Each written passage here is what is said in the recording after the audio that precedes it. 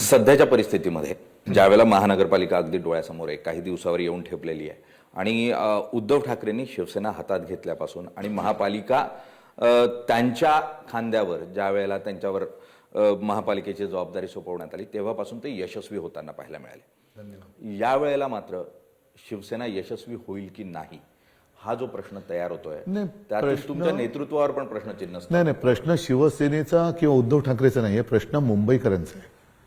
तुम्हाला निरोगी जगायचं असेल तर काय करायला पाहिजे हा प्रश्न आहे. कारण आज माझाही आवाज बसलेला आहे, काल परवा तर मी बोलूच शकत नव्हतो. आम्ही गेल्या 25 वर्ष मुंबईकरांनी मुंबई आमच्या ताब्यात सोपवल्यानंतर जी कामं केलेत ती करून दाखवले म्हणून या पुस्तिकेतनं दिलेली. पुस्तिका बघा काय काय दिलेलं याच्यात, आणि याच्यात अशी कामं ही इतर पक्षांनी दाखवायची. आणि माझं आव्हान आहे, शिवसेनेच्या ताब्यात असलेल्या मुंबईनी केलेली प्रगती आणि भाजपच्या ताब्यात असलेल्या अहमदाबाद सगळ्यात सगळ्या शहरांची प्रगती तुम्ही तराजूत तोला. कोणतेही क्षेत्र घ्या तुम्ही, शिक्षण असेल, शिक्षण क्षेत्रामध्ये महापालिका शाळांमध्ये विनामूल्य जवळपास 8 ते 9 भाषांमध्ये शिक्षण देणारी ही एकमेव महापालिका आहे. बरोबर आहे, आधुनिक तंत्रज्ञानाने शिक्षण देणारी एकमेव महापालिका आहे. मध्यान्ह भोजन सुद्धा चांगलं देणारी महापालिका आहे. शाळा गणवेश 27 वस्तूंचं वाटप, त्याच्यानंतर SD कार्डमध्ये अभ्यासक्रम देणारी 8वी ते 10वी ही पहिली महापालिका आहे, एकमेव. शिक्षण असेल, आरोग्य सुविधा असेल, मुंबईचं पाणी, आता ह्यानी जी काही सगळी बजबजपुरी माजलेली आहे बिल्डरांची, त्याच्यामुळे मुंबईचं पाणी, म्हणजे ही जर गंगा म्हटली तर मुंबईची गंगा ह्यानी मैली केलेली आहे. पण मुंबईचा फिल्टरेशन प्लांट हा जगातल्या सर्वोत्तम फिल्टरेशन प्लांटपैकी एक आहे. म्हणजे आरोग्य असेल, शिक्षण असेल. आता मला तुम्ही फिरताय, मी पण फिरतोय, एक तरी रस्ता दाखवा जो खोदलेला नाहीये. अगदी उपनगरांपासून मुख्य शहरात एक सुद्धा रस्ता असा नाहीये की जो खोदलेला नाहीये. म्हणजे कसलं काम, कसलीही खास सुटले तुम्हाला. आणि त्याचंच पर्यावसन हे आता मुंबईकरांच्या आयुष्यात सर्दी, खोकणं, शिंकणं, श्वसनाची त्रास, फुफ्फुसामध्ये फुफ्फुसाचे आजार होत आहेत. ही विनाशाची गती म्हणून यांची महायुती आहे. ही विकासाची गती नाही, विनाशाची गती आहे. विनाशाकडे चालले, विनाशकाले विपरीत बुद्धी, तसं यांचं चाललेलं आहे. आणि आम्ही एक तुम्ही मुद्दे कोणतेही बोला, माझ्या पुस्तकात दिलेले आहे. त्याच्यानंतर कोविड काळामध्ये सुद्धा जे काय काम केलं त्याची सुद्धा मी पुस्तिका केलेली आहे. हे मी अभिमानाने सांगतो. आणि विशेष म्हणजे याच्यामध्ये मी राजकारणातल्या या पक्षातल्या उपऱ्यांचा नाही फायदा घेतला. माझ्यासोबत जे होते, जे राहिले, आज भाजप हा जगातला सगळ्यात मोठा पक्ष, पण मी म्हणेन तो वांझोटा आहे. कारण त्यांना राजकारणामध्ये पोरं होत नाहीयेत म्हणून दुसऱ्यांची पोरं तयार झालेली उचलावी लागतात.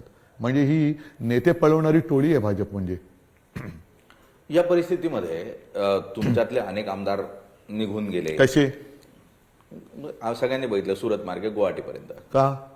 सत्तेसाठी. कोणत्या आमिषाने? आता आमिषा अनेक असतात राजकारणातले. आमिषा आमच्यापर्यंत अनेक पोहोचतच तुमच्याच माध्यमातून गेले ना. तुम्हीच तर दाखवलेले ते बैलांवरती पण 50 ओके एकदम ओके असे लिहिलेले बैल कोळाच्या वेळेला दिसले. आता आमिषा राजकारणातले अनेक असतात.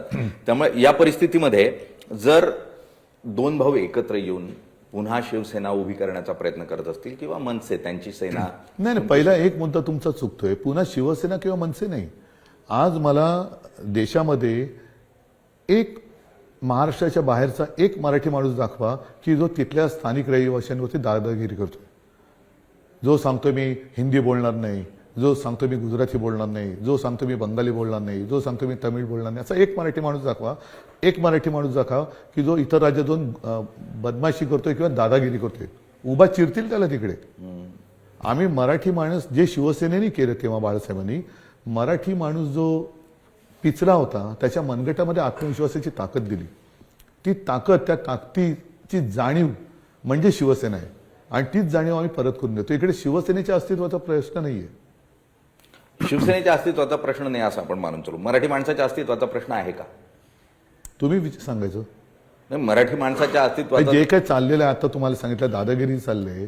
मराठी माणूस इतर राज्यात जाऊन दादागिरी करत नाही. एक उदाहरण मला असं दाखवा, एक आमदार, खासदार किंवा नगरसेवक असा दाखवा की इतर राज्यात जो निवडून आला आणि मस्ती करतोय. एक कोणतरी पोपट दाखवा की जो ब्लॅकमेलिंग करतोय. कोण आहे? आणि हे सगळं आम्ही सहन करायचं. म्हणून मी म्हणतो की शेवटी प्रत्येक राज्याला पहिली म्हणजे भाषेवर प्रांतरचना झाली. प्रत्येक भाषेला प्रांत मिळाला. मराठी माणसाला महाराष्ट्र मिळाला. प्रत्येक राज्याला राजधानी मिळाली. पण महाराष्ट्राला मुंबईसाठी लढावं लागलं. म्हणजे मराठी माणसाला प्रत्येक वेळेला का तुम्ही झुंजवताय?